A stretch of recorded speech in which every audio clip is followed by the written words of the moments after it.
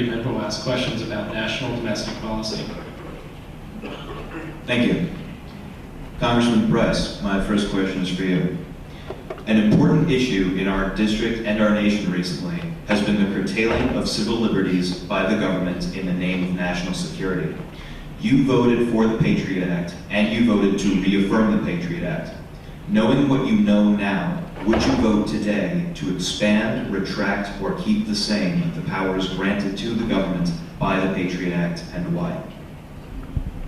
I first need respectfully to correct your information. I did not vote for the repeal of the Patriot Act. In fact, I voted against it twice.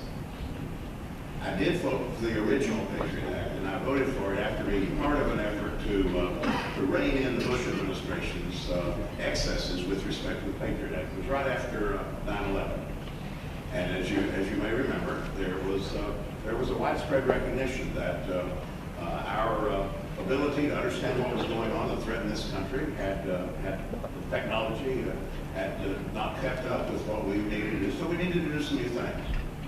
But we insisted that this be an emergency measure, that there be a time limit on it, a 5-year time limit on it. And there were certain aspects of it that from the very beginning I thought should be changed, and I so later to get the library and bookstore.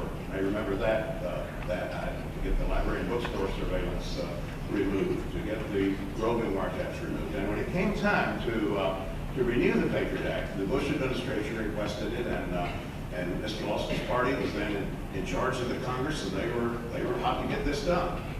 But I opposed it, and the bill that was finally passed makes a lot of this stuff permanent. It should have just been an emergency measure like it was in the original bill, and it's a problem. But it's one of the more bizarre accusations that have been made against me in this campaign, maybe because there's some bad information out there like you just reflected.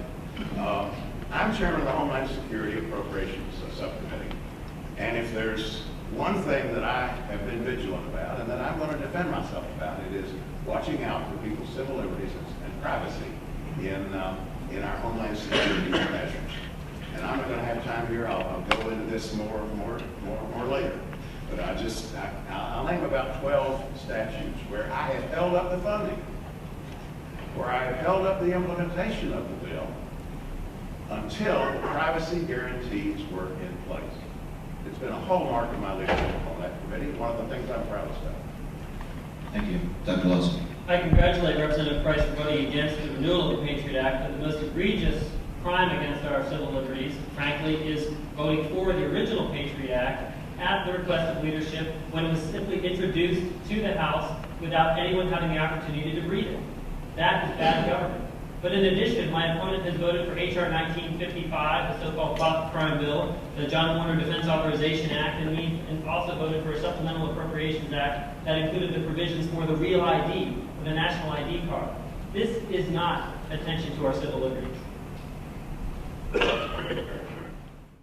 This is a bill that would set up a center of excellence in Homeland Security to study radicalization, would also actually strengthen the civil liberties protections at Homeland Security by putting some new requirements on them to monitor civil liberties. And the bill passed with 404 votes, with 6 opposing votes. Nobody said anything like what my opponent has just said about it. And in fact, his mentor, Ron Paul, didn't vote on it, so we don't know how he felt.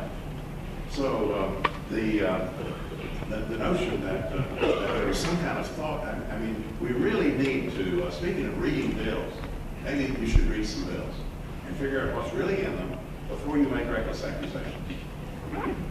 I congratulate my opponent for voting against the Real ID Act. However, the Real ID snuck into law by being tagged onto a supplemental appropriations bill for which my opponent voted. With respect to H.R. 1955, I did in fact read it. And it's another example of bad government. The fact that you can read it, the fact that it's so short, means that it doesn't actually create any laws. What it does is it authorizes a committee of unelected bureaucrats and think tank folks and lobbyists to go out and study the way that other countries in the world are dealing with issues of domestic radicalization and homegrown terrorism. And then that committee is supposed to make recommendations to our Attorney General, who I'm sure we all trust implicitly to guard our civil liberties, and put forth policies to prevent our country from having problems with domestic radicalization and homegrown terrorism. Now, there are some very leading definitions in the preface to this bill. I would invite you to visit my campaign blog, blog.lawsonforcongress.com. Search for HR 1955. There's a link to the full text of the bill. You can read what other people have said about it. And I would hope that people would consider the facts when they make these important decisions.